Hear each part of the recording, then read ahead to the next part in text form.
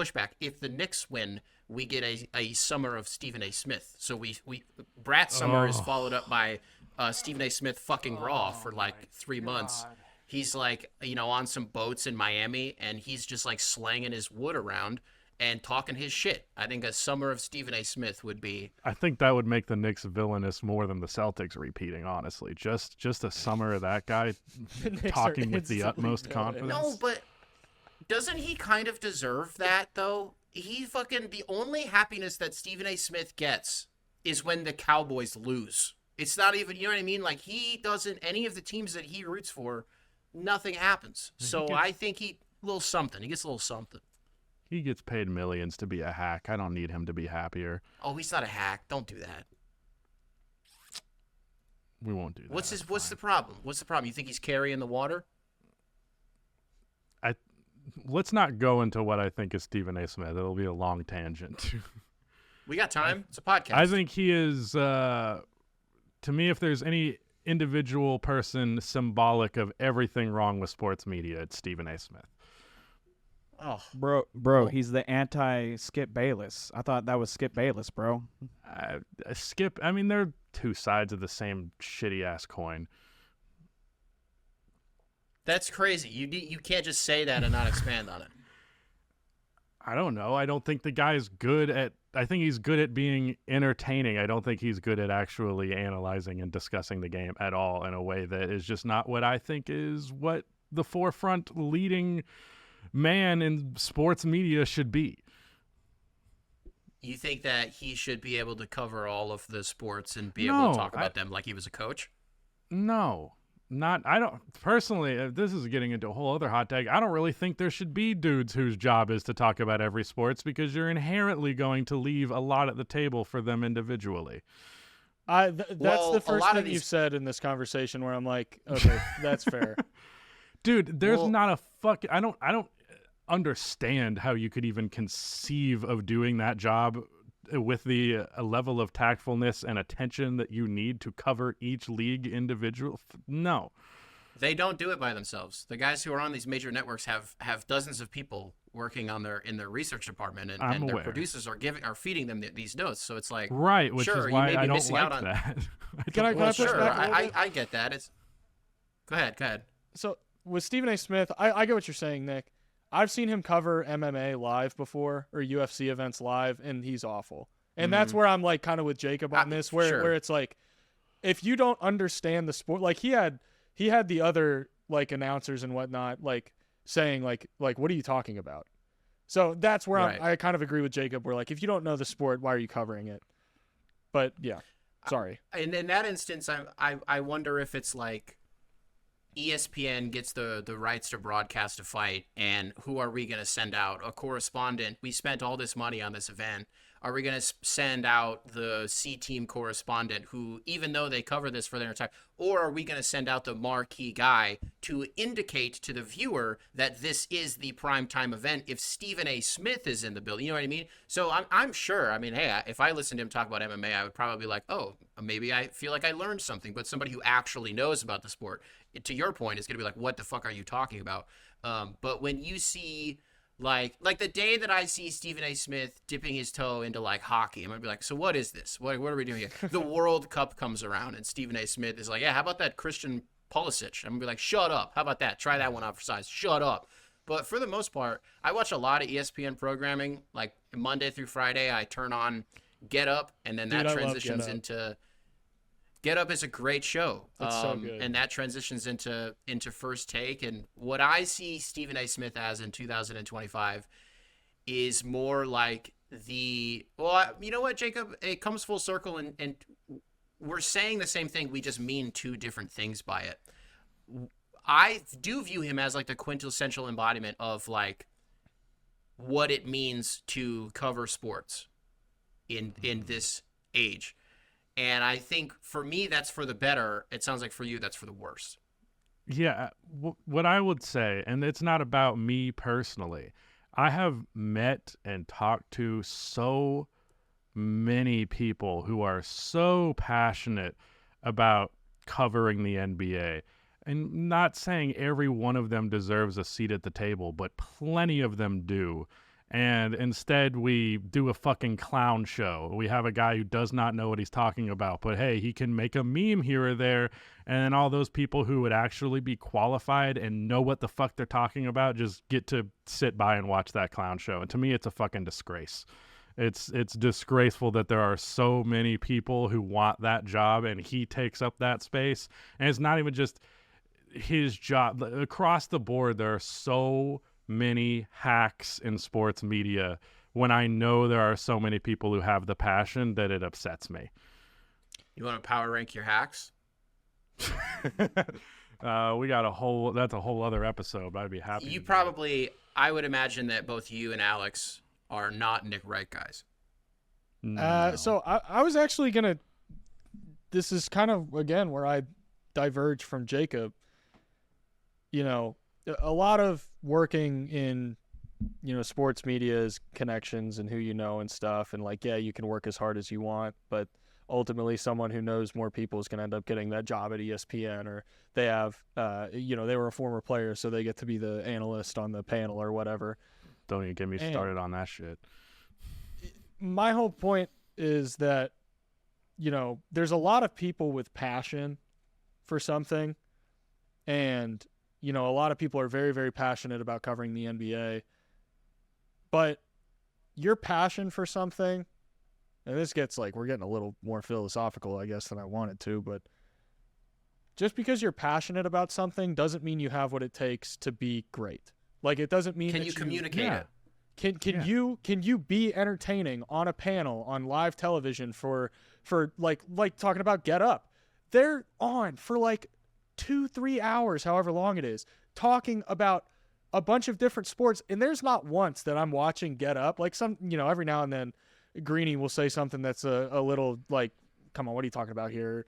You know, Dominique will say something that I'm like, okay, come on. But there's very rarely a time where I see them say something and I'm like, they didn't really know what they were talking. Like, they know their stuff, and it's clear that they work hard, and they're also incredibly charismatic and entertaining. And like, you know, I get frustrated sometimes when I post a video that I put a lot of passion into, and it'll be about like a same topic that ESPN did a segment on, and the little clip of their segment on their YouTube channel gets like 250,000 views. Mine gets 25,000. And I'm like, yeah, Alex, you can be upset that, you know, you put way more passion into this, and their clip was just Stephen A. Smith yelling into a microphone about this being a hot take or whatever. It's like, Alex, you're passionate about it and you put a lot of work into it, but did you communicate it in a way that like made the viewer want to watch the whole thing? Like, did you make a piece of, you know, content that was entertaining start to finish? And you can say what you want about Stephen A. Smith, but when I, you know, look up from my phone when I have ESPN on and Stephen A. Smith is talking about something, when that gets my attention for a second, it stays, because he's good at what he does. Whether he's making me mad or I agree with what he's saying, he's dang good at it. Or it's just funny, by the way. Or it's just funny and it's entertaining. Yeah, right. For sure. I'll never step on the notion of Stephen A. Smith as an entertainer. The man is definitely very entertaining. He has a million memes for a reason. And me personally, Alex, I do think that your video deserves more views than them, personally. Thank you. I just think, again, it's not about me. Cut me out of this equation entirely. Just like both times that I've gone to Summer League, the amount of people that I met where I was just like, man, these people deserve a job in this space. And they're just like, yeah, I'm scraping by trying to make something happen. And it makes me sad, because I know so many of those spaces are filled up by people who don't really give a shit about them. Let's talk about the fucking Fox Sports shit, regardless of how you feel about some of the details of that. Like, Joy Taylor had like no experience and was given that job. That sucks. It sucks that that's how it works.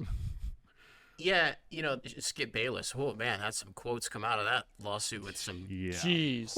Anyways, when you talk about those people, and Alex, you mentioned I think something a minute ago about like, it's about who you know to get that job at ESPN. Even though this is not what you were saying, I wonder if that's even like the ambition for a lot of people these days. Because I think the path that most people would want to take is, Like digital media companies are, I think, what the main focus of first of all, I think it's more lucrative to do that. I think it's also safer to do that. And so like, I don't know if this is like a wild thing for me to just float out there for Jacob and Rudy, but one thing that you could do is start a network.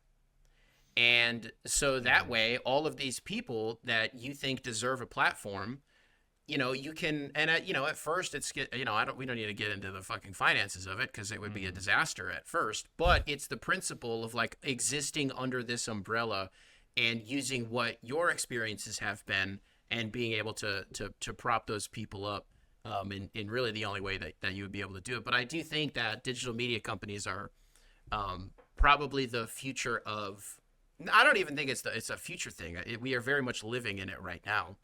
It's just the vessel that people should be using to expand their horizons and their vocations. Yeah, and the people. To me, Sorry. You go ahead, Jacob. I find. Me and Rudy have had. We even technically have like Hustle Points Network. Like it is a thing. It's just trying to keep our own fucking lights on. It's pretty difficult to do something like that. To me, like Stephen A. Smith and his impact on the sports media culture, it's like the entertainment aspect, the meme aspect of it is jiggling keys. And it's like people have come to expect the jiggling keys instead of actual commentary. And I think that's just because the jiggling keys is what's been on TV for the last 20 years. Well, I think it sounds almost like, and first of all, Jacob, I just want to say this, even though I completely fucking disagree with you, I really respect that for the last 15 minutes you have stuck to your guns on this and you have just remained consistent throughout it. And I forgot the other thing that I was going to say. There it is. I think it almost sounds like what you're saying is your problem is with the way that we as a people communicate, and Stephen A. Smith has sort of become your vehicle in communicating this issue because he sort of, quantifies all of the way that we, just consume. One thing I want to say is I do think to a certain extent this is a problem that is more unique to the NBA. And, Stephen A. Smith, he talks about every sport and he's got hot takes and stuff. And, Shannon Sharp talks about every sport and he's got, the hot takes and the sound bites and all that. But I mean, if you like, when I watch Get Up in the morning, their analysis of the NFL is thorough and knowledgeable, and it's so good. And it's that way with every sport that they cover. And, part of it is what sports that are, get ratings are on right now, but they don't really talk about sports that I don't think they would know a ton of it. Like they're not talking about EPL. They're not talking about cricket. They're not talking about hockey. They'll touch on some highlights and some big games and stuff, but they're not going into that because that's not what they know. And I think with the NBA, and you could do a whole dissertation, 100 pages on, why NBA media is the way that it is.